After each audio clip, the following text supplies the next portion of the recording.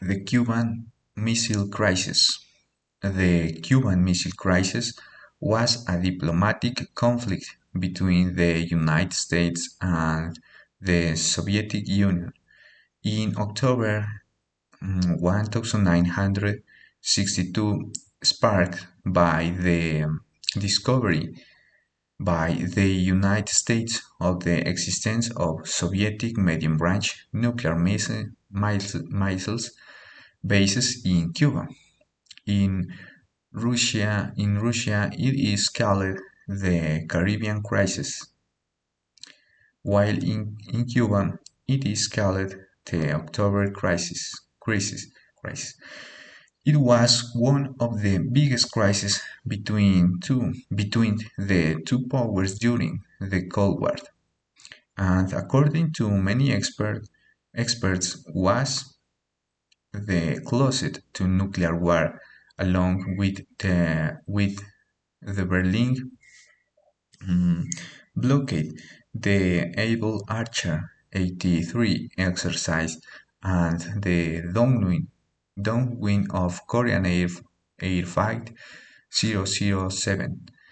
Only twice in history has the United States reached DEFCON 2 defense level. The crisis spans the period from the discovery of the R-12 and R-14 medium-range ballistic missiles, October 15 of 1962, until the announcement of their dismantling and transfer back to Soviet Union, October 28 of 1962. Although at other levels it extended until November 1962 and even January 1963 in successive mini-crises. Background. The origins of the conflict lay in the following chain of events. In 1958 and 1959, under the government of Dwight D. Eisenhower, and in the midst of the Cold War, Washington deployed ballistic missiles with nuclear warheads in Italy and Turkey. NATO member countries that sought to stop Soviet Spain expansion. These were the PGM-19 Jupiter missiles, with a range of 2,400 kilometers, according to the Center for Strategic and International Studies, CSIAS.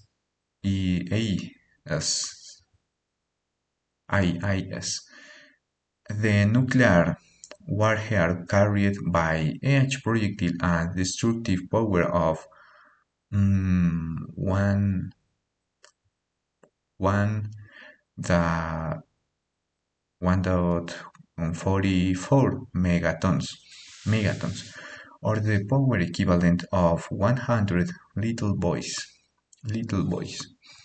The atomic bombs dropped on Hiroshima at the end of the World War II. This deployment put major Soviet cities, including Moscow and Leningrad, within range of nuclear missiles capable of destroying them.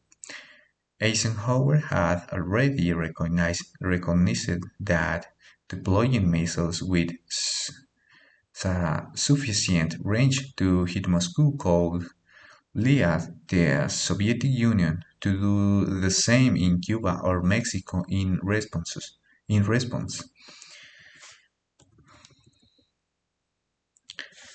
Um, since 1959, the Cuban Revolution promoted several socialist measures, some of which, such as the Agrarian Reform Act, affected USA interest on the island.